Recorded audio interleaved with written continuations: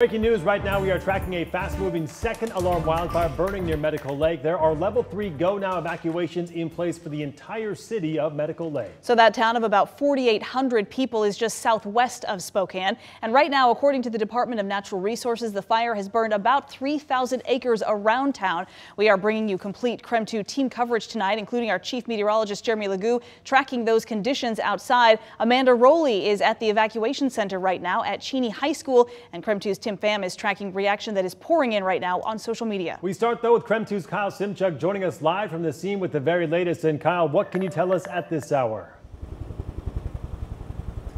Well, yeah, Mark and Wendy, and I'll say this again, I know that a lot of our Medical Lake viewers want to know exactly where this fire is, if their home is safe, but it is just simply still way too dangerous to be in downtown for us to even go over there, and we certainly don't want to get in the way of fire crews. But this is a live look here. You can see helicopters still dropping in, dumping water directly sort of downtown. And again, Spokane County Sheriff John Knowles reminding people not to come to Medical Lake to take pictures or to look at this fire. If you're trying to drive into town, you're simply getting in the way of things.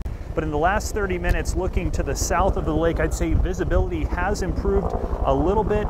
We can't see any damage to the waterfront homes from where we are, but downtown is certainly a different story. We've seen plumes of black smoke rising up in the air, and Spokane County Fire District 8 says multiple structures are involved, but again, helicopters continuing to dump water on this fire. But the winds out here, Mark and Whitney, certainly not helping things right now.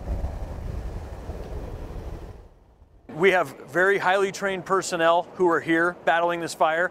The conditions, the weather conditions in particular, are making it very difficult. The fire is moving quickly.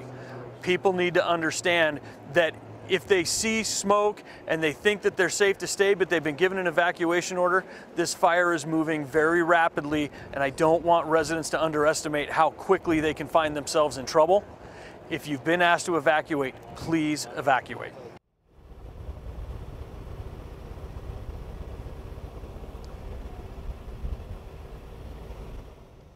All right, here's a live look at the scene. As you can see, helicopters continue to pull water right out of Medical Lake. Our Amanda Rowley continuing our team coverage tonight from Cheney High School, where an evacuation center has been set up. And Amanda, what are you learning at this hour?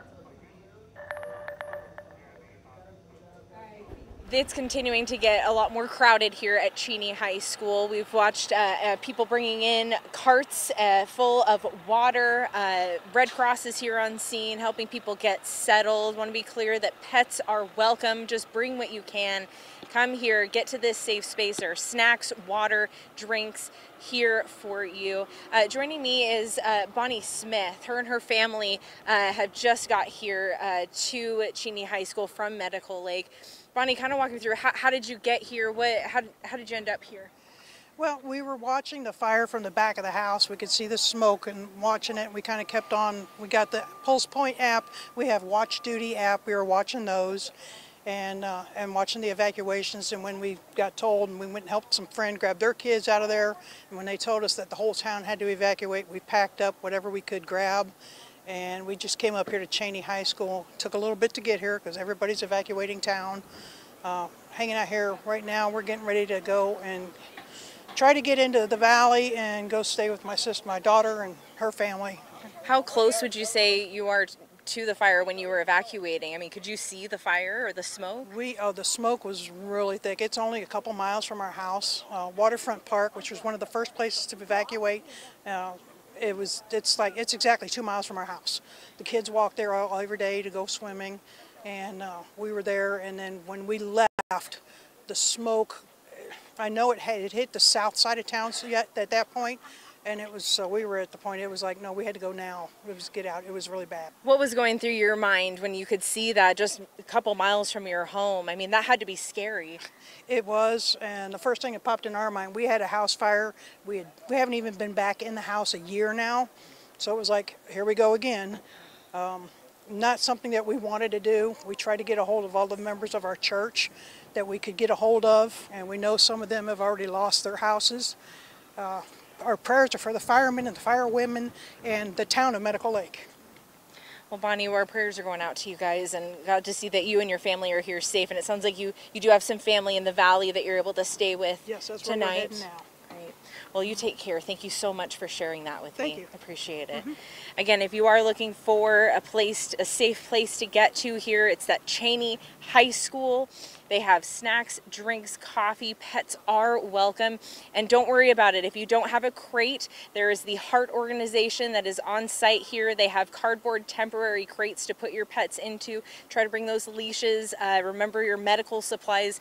There is a nurse and a mental health volunteer here on site as well, ready to get you settled here. Again, this is a center at this point, so they aren't anticipating at this point overnight usage of the evacuation center, but that could change as conditions develop.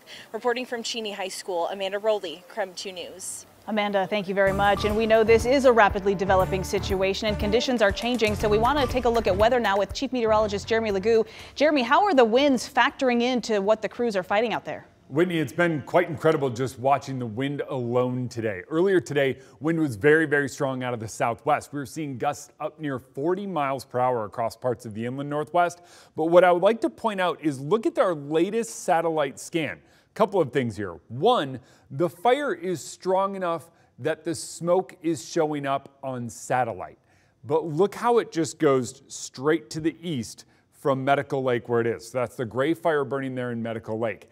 What is happening is all of that smoke is going up into the air and blowing west. That is as our wind is starting to shift directions. I've been watching it. Wind gusts have stayed pretty steady at 26 miles per hour at Geiger or Spokane International Airport and 30 miles per hour at Fairchild Air Force Base. That wind is lower or less strong than it was earlier today. However, it is still strong enough that when you're talking wind near 30 miles per hour, it is extremely detrimental to firefighting efforts. That is strong enough that that fire is just continuing to be fanned by those flames. Notice the green on here. That is smoke getting picked up by radar. It is enough smoke that it is seen by space, by satellites in space are seeing the smoke, and radar is picking up the particulate matter in the atmosphere from these wildfires. We talked a bit about wind direction and that wind direction shift. This is why it's important. Earlier today, wind was out of the southwest. That was when we were seeing gusts up near 40 miles per hour. As wind shifts to more westerly or out of the west, what winds up happening is it starts calming down. Notice the arrow direction, the wind arrows that are pointing to the right side of your screen, that would be a westerly wind or wind out of the west. Then as they start to point a little more down, that's the wind shifting to north. As wind shifts to north, wind will die down tonight. I think we have to wait until dark for it to do so, but there is an end in sight when it comes to the wind that is fanning the flame of this fire. All right, Jeremy, thank you very much. We are going to take a short break and we'll be right back with more coverage of this devastating fire, including reaction from social media coming up next.